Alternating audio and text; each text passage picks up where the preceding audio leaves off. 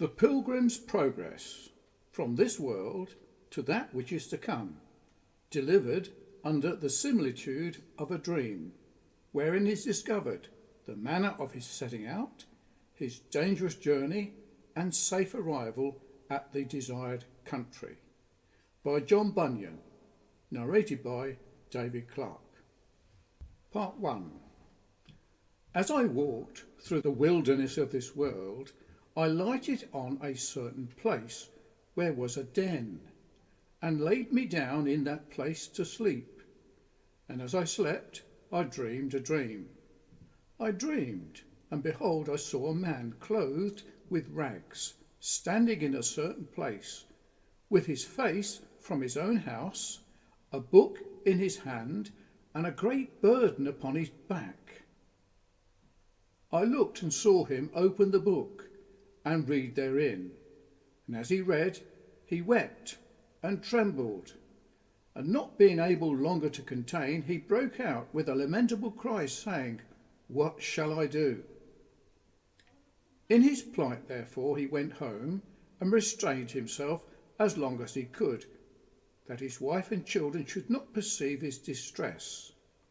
But he could not be silent long, because that his trouble increased. Wherefore at length he broke his mind to his wife and children. And thus he began to talk to them. "O my dear wife," said he, "and you my children of my bowels, I, your dear friend, am in myself undone by reason of a burden that lieth hard upon me. Moreover, I am certainly informed that this our city will be burnt with fire from heaven, in which fearful overthrows both myself and thee, my wife, and you, my sweet babes, shall miserably come to ruin, except, which yet I see not, some way of escape can be found, whereby we may be delivered." At this his relations were sore amazed, not for that they believed that what he had said to them was true, but because they thought that some frenzied distemper had got into his head. Therefore, it drawing towards night, and they hoping that sleep might settle his brains, with all haste they got him to bed. But the night was as troublesome to him as the day, wherefore, instead of sleeping, he spent it in sighs and tears. So when the morning was come, they would know how he did. He told them worse and worse. He also set to talking to them again, but they began to be hardened. They also thought to drive away his distemper by harsh and surely carriage to him. Sometimes they would deride, sometimes they would chide, and sometimes they would quite neglect him. Wherefore he began to retire himself to his chamber to pray and pity them, and also to condole his own misery. He would also walk solitary in the fields, sometimes reading, sometimes praying, and thus for some days he spent his time. Now I saw upon a time, when he was walking in the fields, that he was, as he was wont, reading his book, and greatly distressed in his mind, and as he read, he burst out, as he had done before, crying, "What shall I do to be saved?" I saw also that he looked this way and that way, as if he would run, yet he stood still, because, as I perceived, he could not tell which way to go. I looked then and saw a man named Evangelist coming to him, and he asked, "Wherefore dost thou cry?" He answered, "Sir, I perceived by the book in my hand that I am condemned to die, after that to come to judgment, and I find that I am not willing to do the first, nor able to do the second." Then said Evangelist, "Why not willing to die, since this life is attended with so many evils?" The man answered, "Because I fear that this burden that is upon my back will sink me lower than the grave, and I shall fall into Tophet. And, sir, if be not fit to go to prison, are not fit to go to judgment, and from thence to execution, and the thoughts of these things make me cry." Then said Evangelist, "If this be thy condition, why standest thou still? He answered, Because I know not whither to go. Then he gave him a parchment roll, and there was written therein, Fly from the wrath to come. The man therefore read it, and looked upon the evangelist very carefully, and said, Whither must I fly? Then said evangelist, pointing with his finger, Over the very wide field, do you see yonder wicket gate? The man said, No. Then said the other, Do you see yonder shining light? I think I do.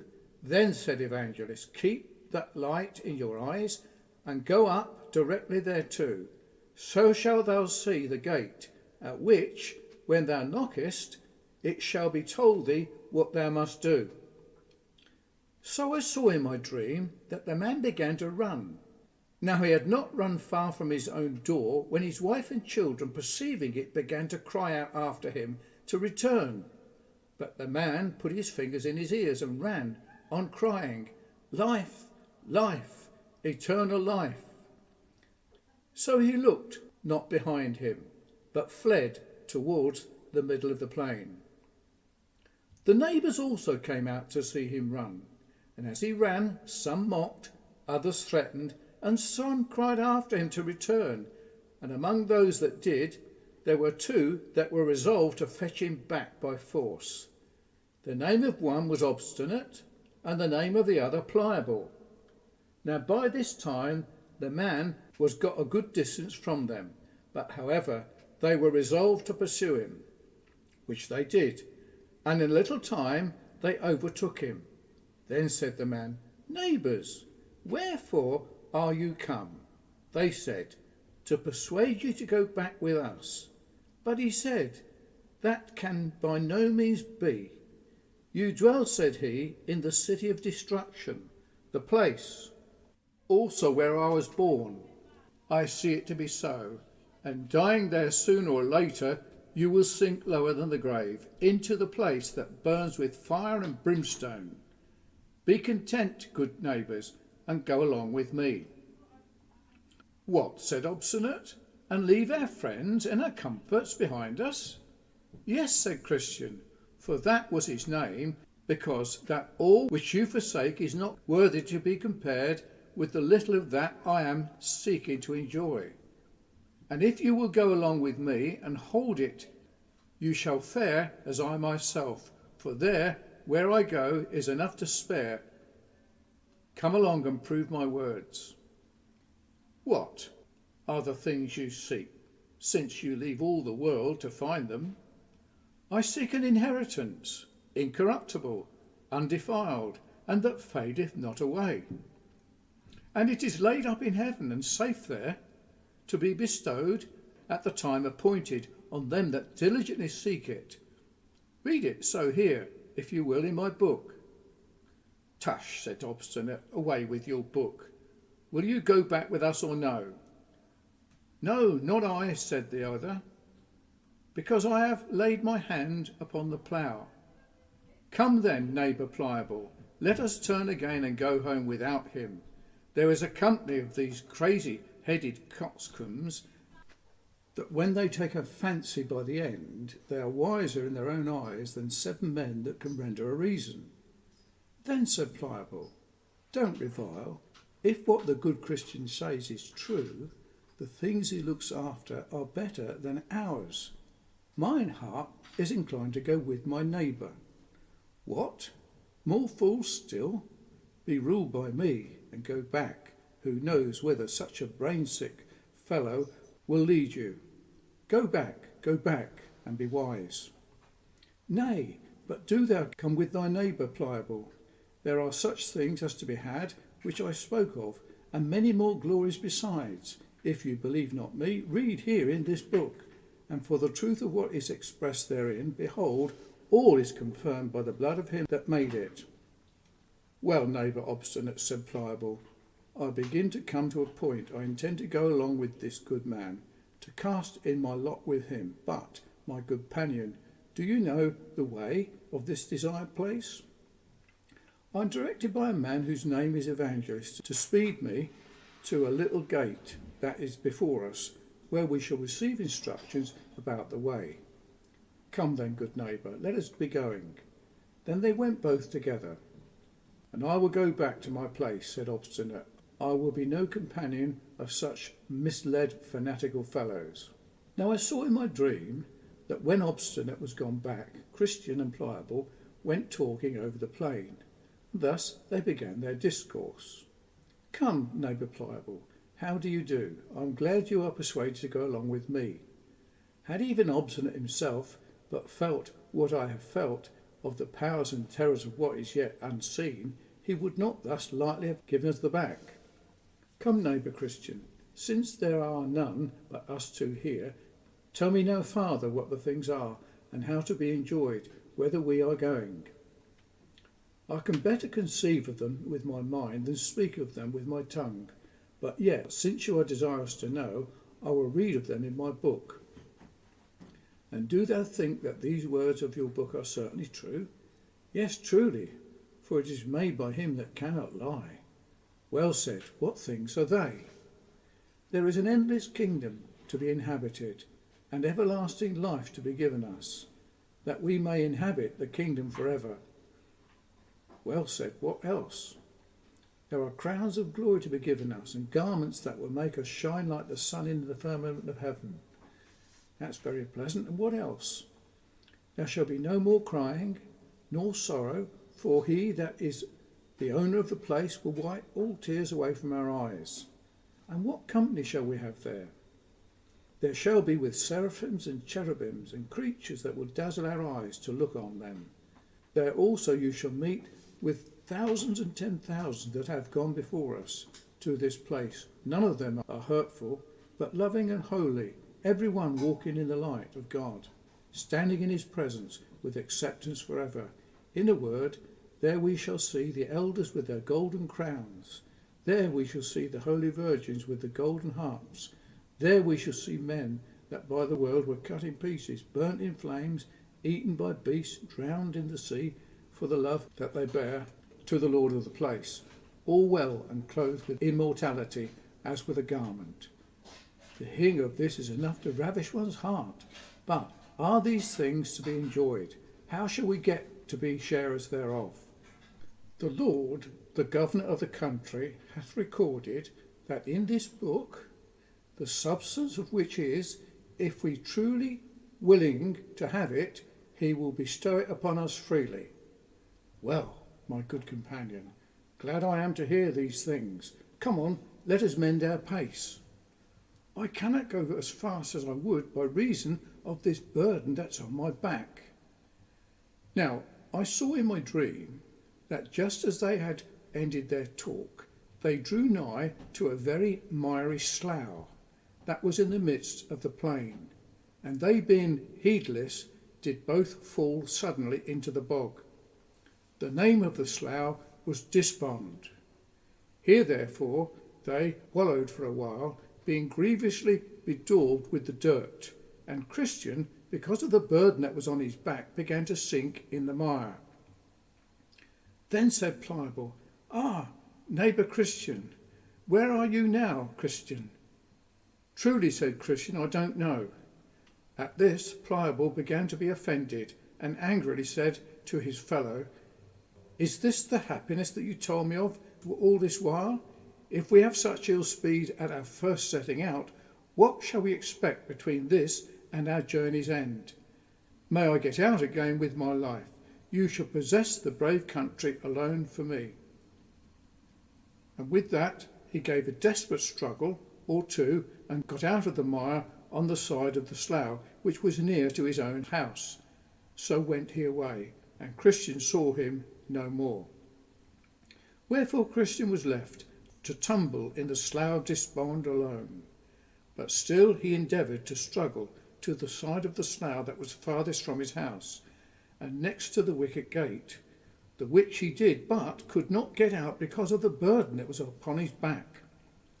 But I beheld in my dream that a man came to him whose name was Help, and asked him what did he there.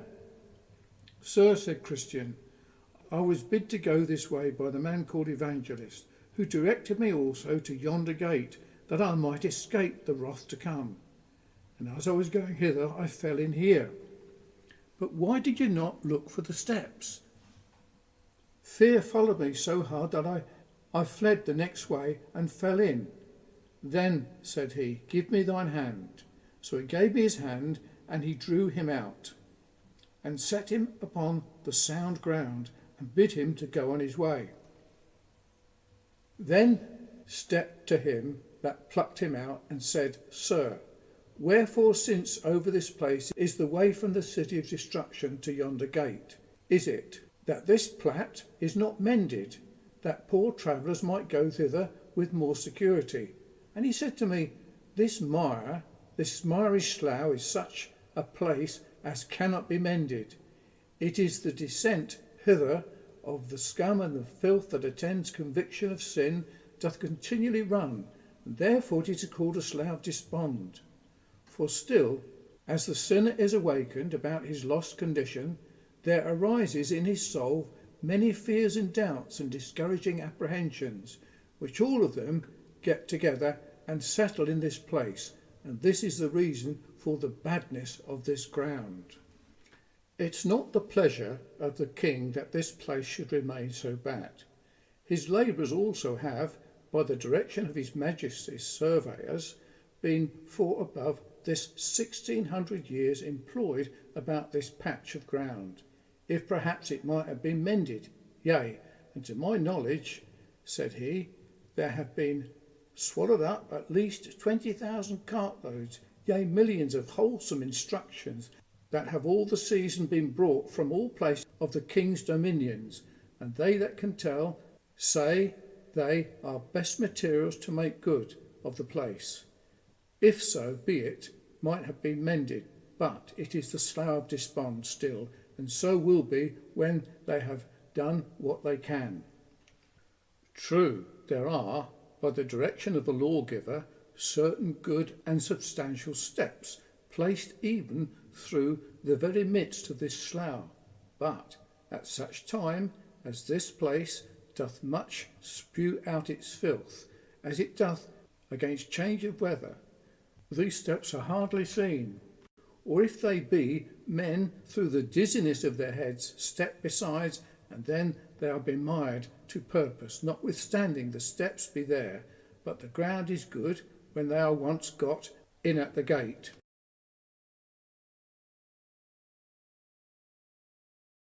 Now I saw in my dream that by this time Pliable was got home to his home. So his neighbours came to visit him, and some of them called him wise man for coming back, and some called him fool for hazardizing his life with Christian. Others again did mock at his cowardliness, saying, surely since you began a venture, it would not have been so base to have given out for a few difficulties. So Pliable sat sneaking among them. But at last he got more confidence, and then they all turned their tails and began to deride poor Christian behind his back, and thus much concerning Pliable. Now, as Christian was walking solitary by himself, he espied one afar off come across over the field to meet him, and their haps was to meet just as they were crossing the way of each other. The gentleman's name that met him was Mr. Worldly Wise Man. He dwelt in the town of Carnal Policy, a very great town, and also hard by from whence Christian came. This man then, meeting with Christian, and having some inkling of him, for Christian's setting forth from the city of destruction was much noised abroad, not only in the town from whence he dwelt, but also it began to be the talk of the town in some other places. Therefore, having some guess of him, he, beholding his labouring going, by observing his sighs and groans, and the like, began thus to enter into some talk with Christian. How now, good fellow, whither away after this burdened manner? A burdened manner indeed, as ever I think a poor creature had. And whereas you ask me whither away, I tell you, sir, I am going to yonder wicket gate before me, for there I'm informed I shall be put into the way to rid me of this heavy burden. Hast thou a wife and children? Yes, but I'm so laden with this burden that I cannot take that pleasure in them as formerly. Methinks I am as I have none. Wilt thou hearken to me? If I give thee counsel, if it be good, I will, for I stand in need of some good counsel. I will advise thee then, that thou with all speed get thyself rid of thy burden, for thou wilt never be settled in mind till then, nor canst thou enjoy the benefits of the blessings of God which God hath bestowed upon thee till then.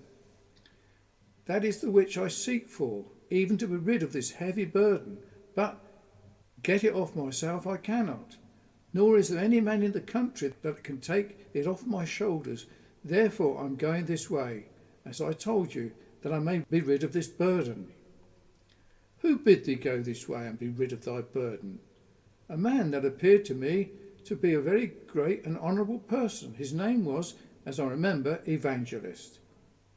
I beshrew him, for his counsel there is not a more dangerous and troublesome way in the world than is that unto which he hath directed thee, and that thou shalt find, if thou wilt be ruled by his counsel, thou hast met with something, as I perceive already, for I see the dirt of slough of despond upon thee.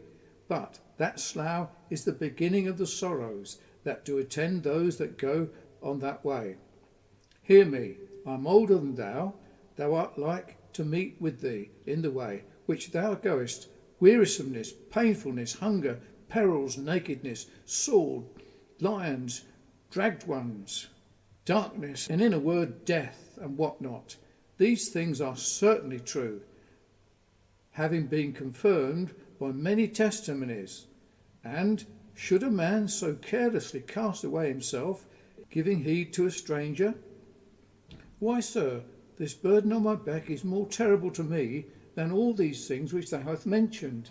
Nay, methinks I care not what I meet with on the way, if so be I can also meet with deliverance from my burden. How camest thou by thy burden at first? By reading this book in my hand.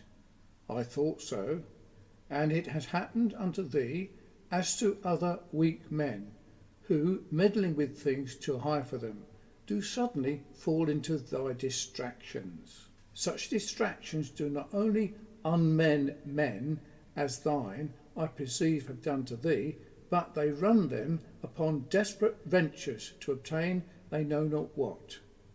I know what I would obtain, it is to ease from my heavy burden.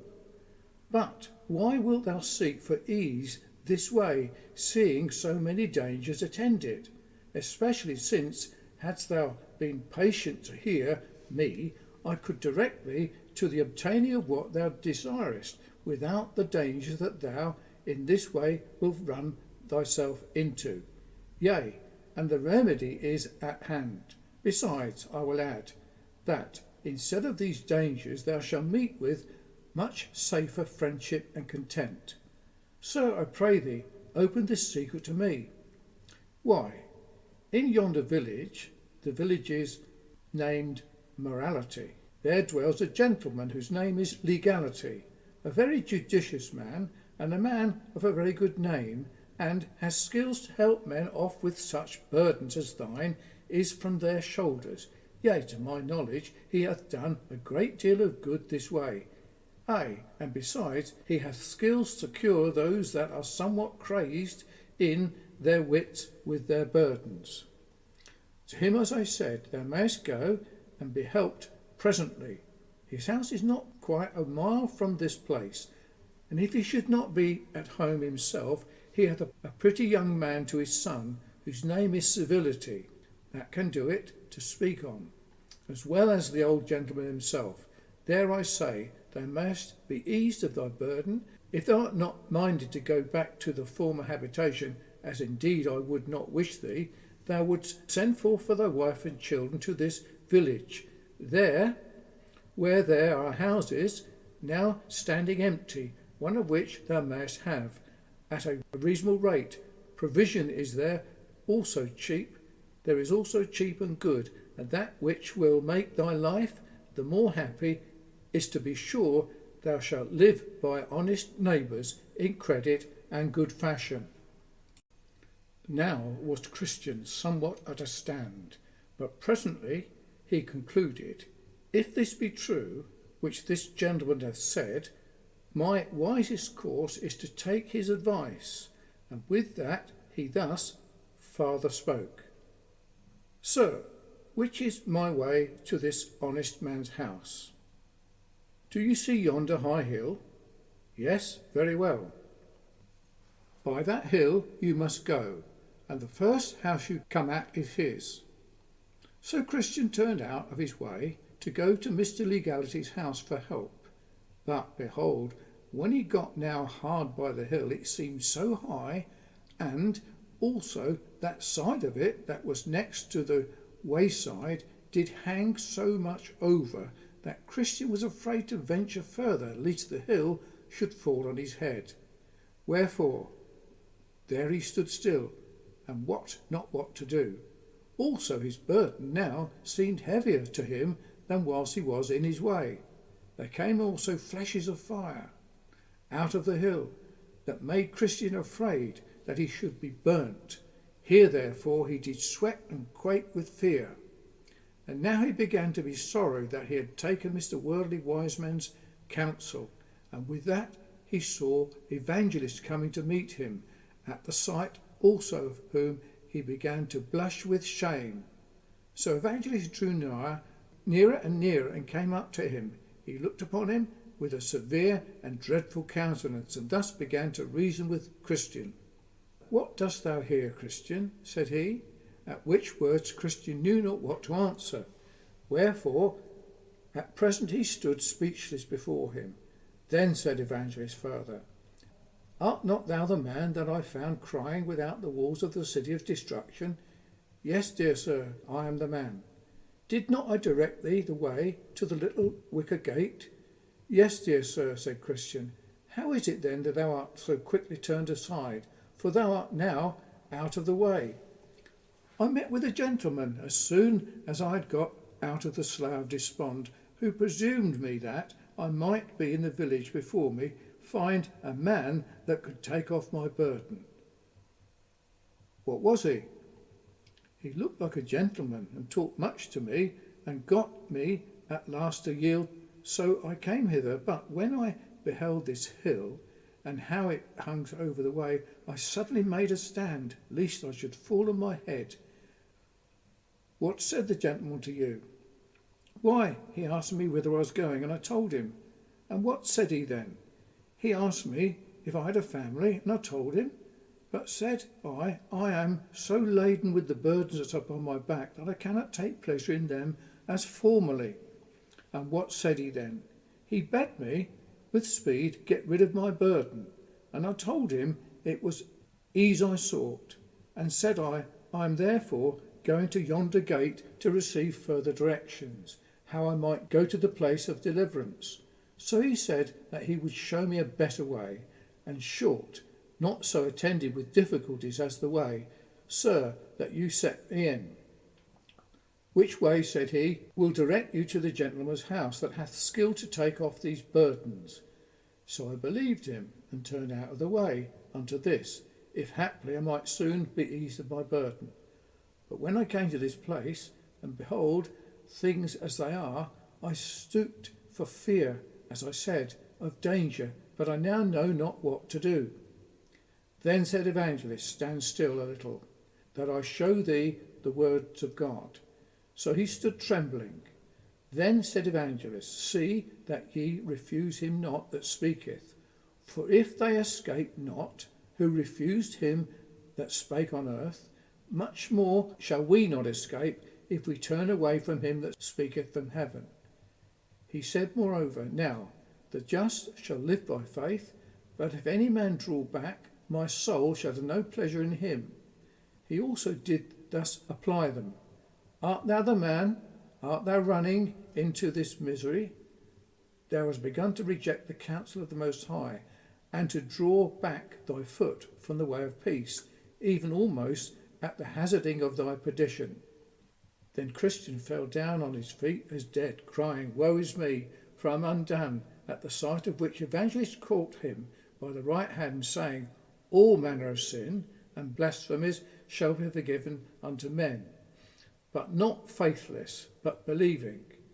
Then did Christian again a little revive, and stood up, trembling at the first before Evangelist. Then Evangelist proceeded, saying, Give more earnest heed to those things that I shall tell thee of. I will show thee who it was that deluded thee, and who it was also to whom he sent thee. The man that met thee is one worldly wise man, and rightly so called, partly because he savoureth only the doctrines of this world. Therefore he always goes to town of morality to church, and partly because he loveth that doctrine best, for it saveth him best from the cross, and because he is of this carnal temper. Therefore he seeketh to pervert my ways, though right. Now there are 3 ways in the man's counsel that thou mayest utterly abhor. 1, his turning thee from out of the way. 2, his labouring to render the cross odious to thee. And 3, and his setting his feet in the way that leadeth unto the administration of death. First, thou must abhor his turning thee out of the way, yea, and thine own counselling thereto, because this is to reject the counsel of God for the sake of the counsel of the worldly wise man. The Lord says, Strive to enter in at the strait gate, the gate to which I send thee. For strait is the gate that leadeth to life, and few there be that find it. From this little wicket gate, and from the way thereto, hath this wicked man turned thee, to the bringing of thee almost to destruction. Hate therefore his turning thee out of the way, and abhor thyself for hearkening unto him. Secondly, thou must abhor his labouring to render the cross odious to thee, for thou art to prefer it before the treasures of Egypt.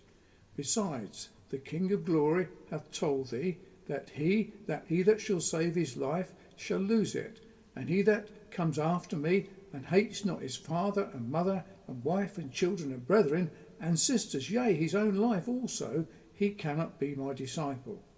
I say therefore, for a man to labour to persuade thee, that shall be thy death, without which the truth has said, Thou canst not have eternal life. This doctrine thou must abhor.